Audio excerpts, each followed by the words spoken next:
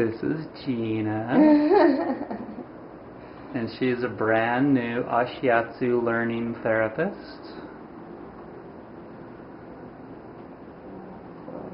This is her first guinea pig to work on. She's doing very well.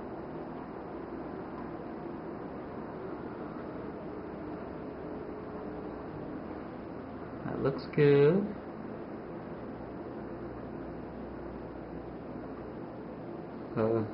This is my Ashiatsu training class. It's 2 days long, and this is just a single student that is fine with learning without CEs. So I'm not teaching for continuing education anymore. I prefer to do this without that tagged on to me.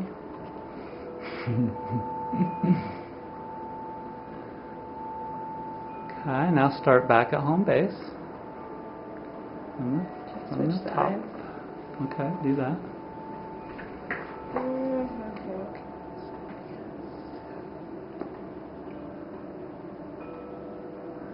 Heel down and dip. And walk your hands forward.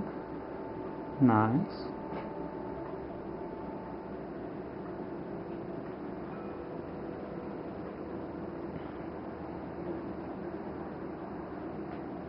She's a bit sensitive right in there, so we're going easier.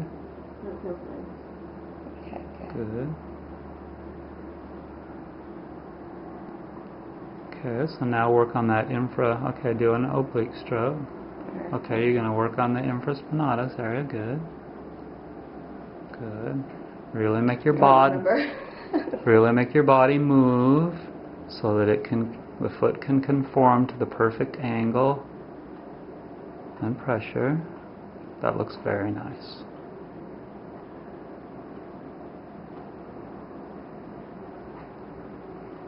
Okay, so it's really important that the therapist gets their body into the correct position to be able to do the best stroke. So you really got to get your Ashiatsu muscles working well. And it does take time to get these shoulders and arms and back muscles going well with doing Ashiatsu so that you can get your body into the correct position. Whenever you can put your knees together, that allows you to have a supported stroke, just like using a supported stroke with your hands or your arms. Same deal with your feet when you put your knees together. Now, step across. Can you do that? Okay, so do this stroke again and get more pressure on it. And when you get to right here, I want you to step across with the brace foot. Perfect. Perfect. Could you feel that? When you switch sides? Yeah, it was good. Smooth. Pretty good for a beginner. Now, I want you to do a toe drag down the lamina groove. Curl that toe. Oh, that's right. Always keep your nails short. I thought they were short. I clipped them. Be careful. Let's grab. Sorry. Okay, well don't do it. Okay, then. I'm not going to do that. Sorry. No, you're fine. Okay, so just drag it down there. Okay, now I want you to work on this glute with your heel from this position. So maybe pull that out so it's exposed, but get the roll out from there so you've got a flat surface like that. Okay, now use your heel, right at the back of your heel, and feel for the tightest areas. Reach across with your left hand to hold that. Get a little bit closer to the body with your foot. Good. And now feel it right in about there. Feel that and really kind of use the back of your heel to feel for where it's tight, like that. Okay. Can you feel? You'll get better and better at doing that as you go. Excellent. I would say pull back more. Ooh, that's really good. Exactly. See, I do this so much. I've done so much of this. Yeah. I know by seeing exactly where you need to be. Okay. Good. Very good. Joggle a little bit. Okay. Do it again. Get all that weight on the massaging foot, not on the brace foot. Put the heel down, lots of pressure on the heel. Walk your hands forward. That's it, walk your hands forward. Keep going, keep going.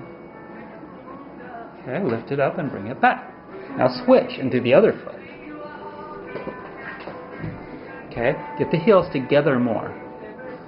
And take this foot back a little bit so that the arch is right on your sacrum. Together, into the center more. Bring it into the center more. Right there. Okay, now go. And move that down a little bit. There. Okay, that's it. Push on the heel. That's it. Farther. Now lift it up and take it back and do it again. Now, having really good balance on your brace foot is important. So you want it centered more over the sacrum. More, yeah. Okay. Now, put all the weight on your massaging foot and take it off of that brace foot or she'll get uncomfortable. That's it. Push, push, and pull back with that one so you're doing a traction. You want to spread the feet apart so that you're really tractioning the muscles between the spine. You okay? That's good. That's good. I slid up. Okay, so she's learning 2-foot strokes the first day, and she is doing excellent. And that's what I teach. There's no reason to not learn 2-foot strokes the first day that you learn barefoot massage.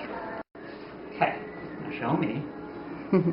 Okay, so now I'm going to do a demo for you. Now show my foot. Okay, so it's a lot easier with the minimal draping rather than underwear, but this is good for you too because they don't allow that sometimes.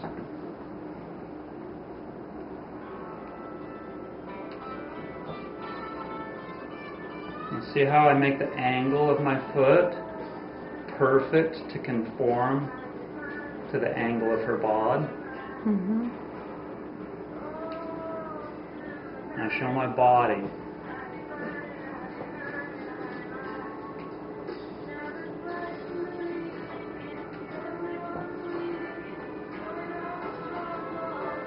Now show my foot. And get it close.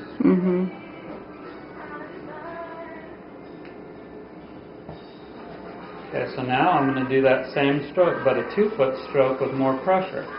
So I'm going to get my foot right in here, the balls of my foot, right on the QL. Step up with the brace foot, the stable foot. Bend my knees, show that. Dip down so that I can really get lots of pressure with my heel on the low back. As I come up, I've got to pull myself up and forward.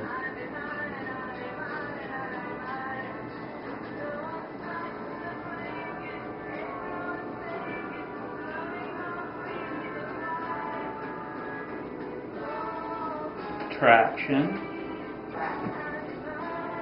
Put my knees together and spread my feet apart. Now I'm going to lift up and go right back. If I get my weight distributed very evenly over my feet, she won't be uncomfortable. If I keep most of my weight on my massaging foot that's continually moving, she won't get uncomfortable. If I put most of my weight on this brace foot like that, she probably will get uncomfortable. Don't do that.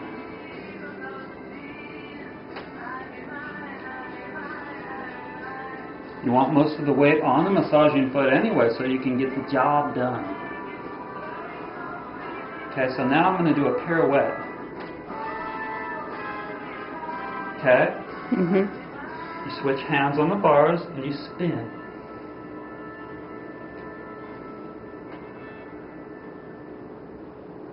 Notice how your feet come in close and walk over here.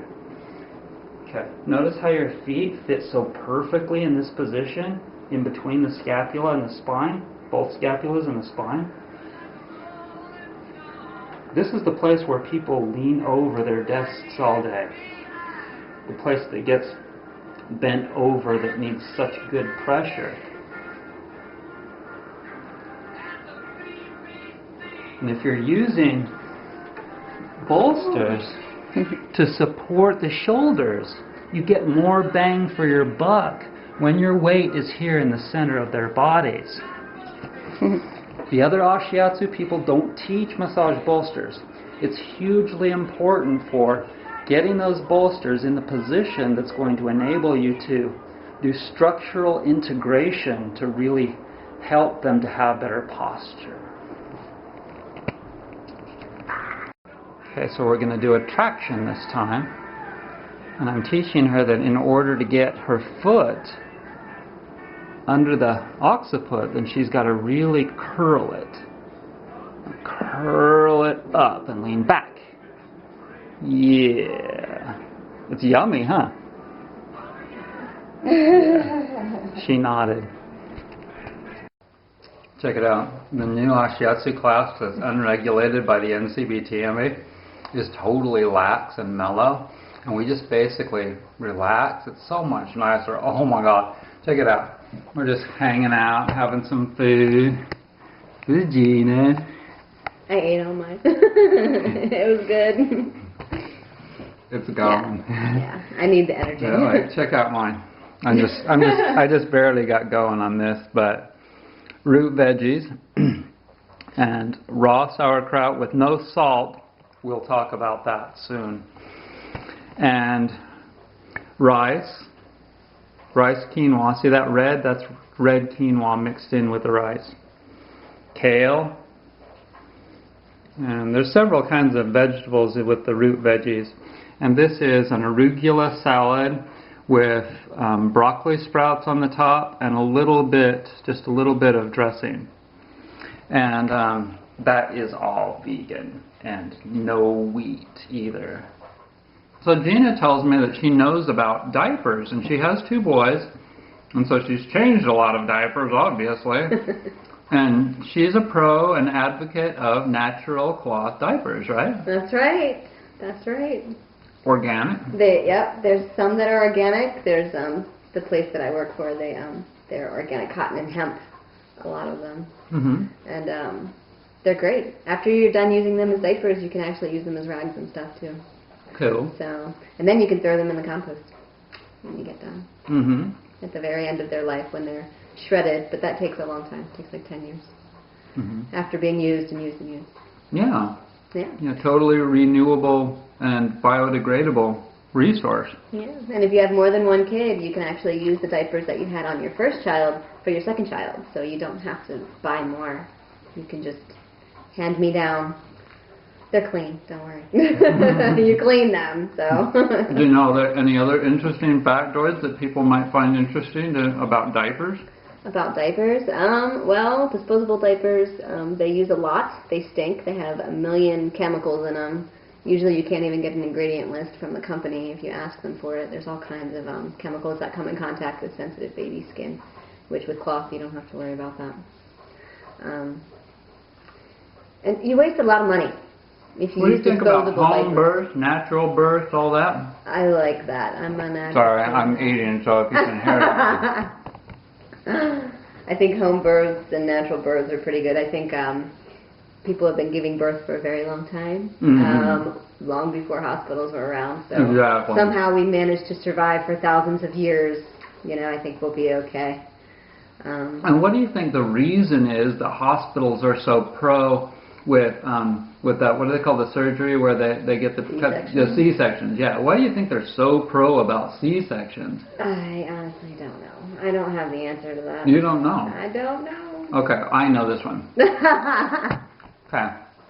Hospitals only have so many beds, right? And they only have so much time. That's true. Okay, so the faster they can get women in and out of there, and the more money they can make, 15,000, then the more stuff they can buy, the more money. It's all about money. That's what the medical system is about in this country. Let's make as much money and do as much volume as we possibly can. It's quantity, not quality. So that's the deal, you know. So you know, they may think that they need to perform those every time, you know, but I've heard statistics that like 90% of the C-sections that they do don't really need to be done, and that they need to just take their time and do the job right, and if it takes a couple of days, you know, then it takes a couple of days. Right. Because human bodies don't work on, you know, like, oh, it's been 8 hours, that's it. After 8 hours, then we need to do a C-section. You know? So anyways, so do you know any other interesting things about diapers that people might want to know? I know way too many. I can't think of anything My off the top of my head. this is what you get when you subscribe to my channel. You never thought you'd learn about freaking diapers, did you? Well, there's lots of different types. It's easy. It's so much cheaper, and it's just better. It's better for the baby. It's better for the environment. It's better for you. You don't have to say, oh, we're out of diapers before you go to work, husband, you have to pick up some diapers and bring them back because we're out, or we're going to run out, or whatever. You don't have to worry about that. All you have to do is go to the dryer, and they're nice and warm and soft and fluffy. So, I say go cloth diapers. It's easy. Do you think diaper is a good name for a kid? Diaper! He's not funny. No, I know, that was stupid. He's very funny. That was stupid, huh? Okay, so I guess that's good enough for one video. Yeah. I was just showing Gina these bags that I made. This one I didn't make, I bought it about 12 years ago. And imagine how many bags this one cloth, organic cotton, undyed bag has saved from going to the landfill. And I've made them with Velcro. Show them the Velcro. Because Gina's totally into all of this environmental and health and all of that, because it all coincides with each other, with itself. And so I want my students to be progressive and new age too. And see, before, I couldn't put up restrictions on massage therapists saying that, well, unless you're progressive and a new age type of a person, you can't come to my house. But now I can be dead flat honest with you, and that's what I want. I want people that are grooving with things that are sustainable to come to my house, because that's the kind of people that I like to be around. I think I probably have food in my teeth. But it's organic food, and that's what counts. She's got a cute laugh. Okay, so just one more thing here, and you know, every good golfer knows that when they review a videotape of themselves swinging the club, they're able to really see some things and learn what they're doing wrong or what they did right, what they can improve upon. And so right now, Gina and I are watching video clips of what she did today on the massage table. I'm editing this video, the one that we're making right now, and so she's getting like really good feedback by watching this, right? Yes, I am. Being able to see what you're supposed to do, especially compared to when Brett tells me to go left or go right, and I wasn't sure what he meant, but now being able to see it. Like you don't know the difference between left and right? Of course I know the difference between left and right, but when you're out there and you're like pushing me this way and saying go that way, and I'm like, I don't know which way to go, but now being able Sometimes to see it's easier to see on video. I understand, yeah, it's a lot easier now I get it, and yes, I do know the difference between left and right. So the point that I'd like to make here is that with my classes, you're getting more personal attention, and it's more relaxed in the atmosphere, and I'm enjoying it a lot better, largely because I'm not having to conform to NCBTMB rules, and it's my class and it's not regulated. So anyways, more good stuff for you. Right, little demo for you. If you want to come learn the best in Ashiatsu, but not with CEs anymore, because I just don't want to be associated or connected to the NCBTMB. But if you want to come learn the best in Ashiatsu without all the gimmicks and extra classes, etc., then come learn from me. Rodgers, VitalityMassage.net.